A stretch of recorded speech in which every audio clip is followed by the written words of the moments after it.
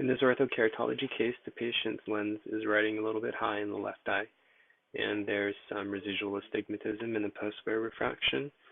Initially, there was some undercorrection, and a redesigned lens was made with increased topo demand, and over-refraction is pretty close to plano EDS, but it's not completely plano.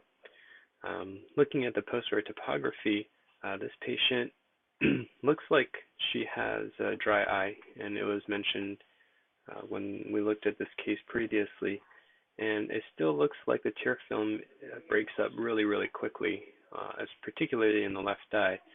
So I would still try to address that as much as possible, whether it's lubricating drops during the day or lid hygiene.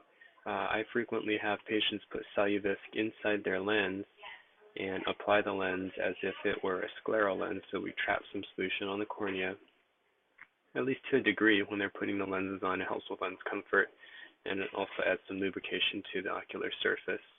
And then during the day also I'd add in a few drops, see if we can get this tear film better. The fluid dynamics will affect how treatment comes out, and the treatment zone it's fairly round. It is decentered upward a little bit. It's also very irregular. There's not much uniformity going around here. And in the right eye, there is much better uniformity. So I think if we can get the tear film more stable, that will help with treatment as well as vision. As far as getting this lens to drop down, I would steepen it a little bit more, add a little bit more depth to the lens. So I'm going to bring that up. And this should be pretty similar to what the redesigned lens was. It's got a little bit more clearance than the initial lens that was submitted in the attachment.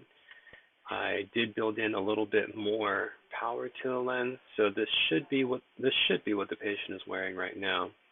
What I would do is just click down here and try to pop this center up a little bit more.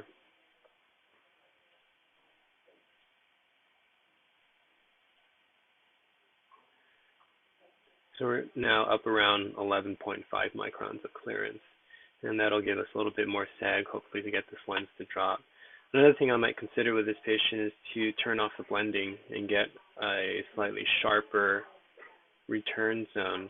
This does change the demand of the lens a little bit. You went from a 4.7 to 4.11, but I would not remove that. I found that in the past when I turned off blending, it seems to decrease the amount of treatment I'm getting. So a little bit more I'm going to leave. I'd recommend leaving in there.